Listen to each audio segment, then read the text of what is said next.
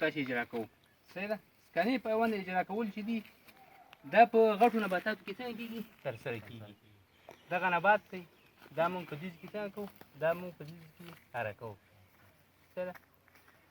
او بیا د سکانې په واسطه باندې په دې کې دغه ساقه کې یو درز څنګه کوو پیدا کوو یا درز جوړوو.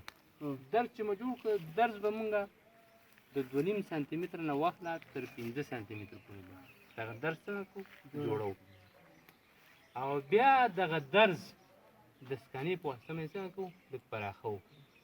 چې کله مو پراخ کړو نو 2 دانې دا څنګه کوو دا غوڅوو بیا. او کله چې 2 دانې سیلونه مو غوڅ کړو نو دغه سیلونه چې دي دا د بیخ کې دواړه طرفه په میل شکل باندې څنګه کوو غوڅوو په میل شکل باندې چې د 2.5 سانتي متر نه واله تر 2 سانتي متر پورې تر 15 سانتي متر پورې اوږدوالی ولري صحیح ده. او بیا دغه 2 سیلونه چې دي د دغه درز یو په دې طرف کې ږدو او بل څنګه کوو په دې طرف کې ږدو. یو په دې طرف کې ږدو او بل څنګه کوو په دې طرف کې ږدو صحیح ده. منځ کې په دې درز کې موم اچوو. موم څه لپاره اچوو موم موږ دې لپاره اچوو تر څو دغه درز د ناوړه ژوندیو موجوداتو د ضرر نه څنګه شي په امن کې شي صحیح ده. د ضرري شیانو د ضرر نه څنګه شي په امن کې شي.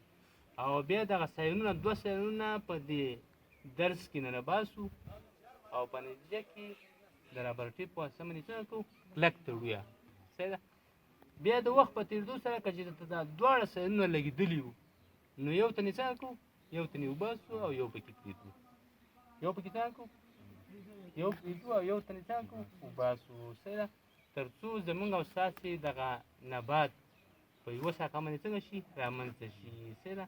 نو دې لپاره چې په یوه ساقه باندې رامنځته شي ښه وده وکړه ښه انکشاف وکړه نو یو پرېږدو او بل تن یې څنګه کوو بل تن یې وباسو صحیح ده.